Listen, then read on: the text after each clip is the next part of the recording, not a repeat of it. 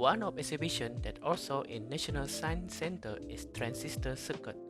For your information, transistor are application of N-type and P-type of extrinsic semiconductor. Extrinsic semiconductor are made by introduce different atoms called dopant atom into the crystal. By introduce different atoms in the crystal, it alter the electrical properties of the semiconductor and improve its conductivity. N-type is where the dopant atom added into the semiconductor crystal and become a donor atom. As for example, here we have an atom of arsenic introduced into silicon crystal.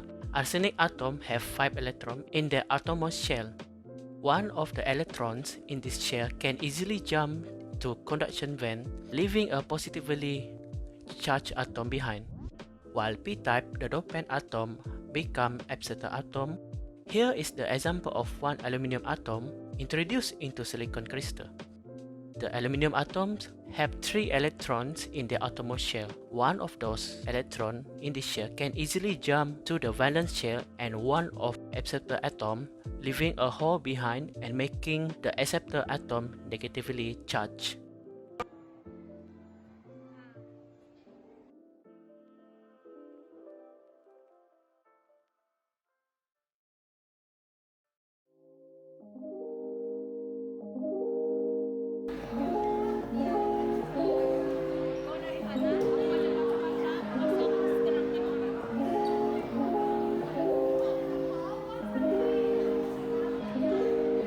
Is the nexus pillar.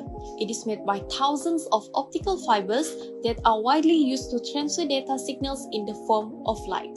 Did you know there is an application of semiconductor technology in it? Optical fiber consists of a core and a cladding. The core is doped with semiconductor materials, resulting in a higher refractive index than the cladding, and due to that, a total internal refractive index occurs in the core. Since the core has been doped, when lasers emit through fiber optics, the temperature will rise, causing free electrons to go to the conduction band. Thus, the dopant atom is now positively charged. As a result, we can say that the doping in the glass core caused it to be extrinsic semiconductor in N-type.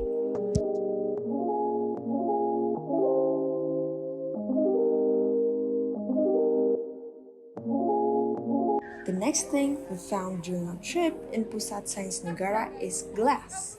This is me and Watson attempting to talk about glass despite the noisiness around us.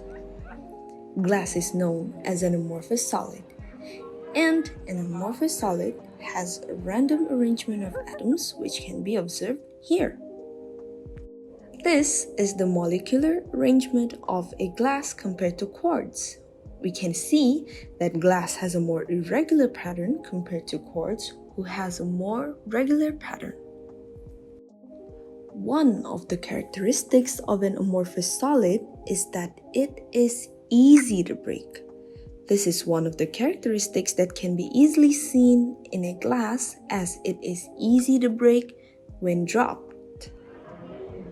The next thing we found during our visit is polymers. Polymers are also categorized as amorphous solids. Examples of solid polymers can be seen in these clips, which are plastics, nylons, cottons, and many more.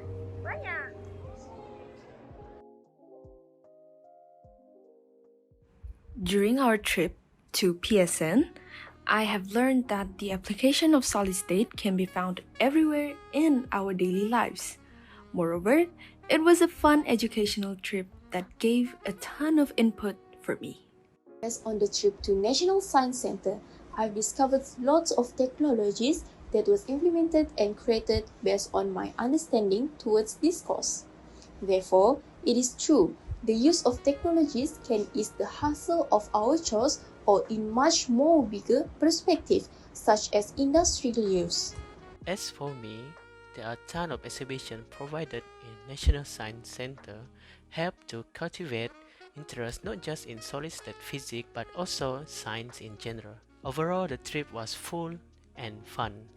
After following a trip to National Science Center, I realized that various concepts of solid-state physics are widely applied in life.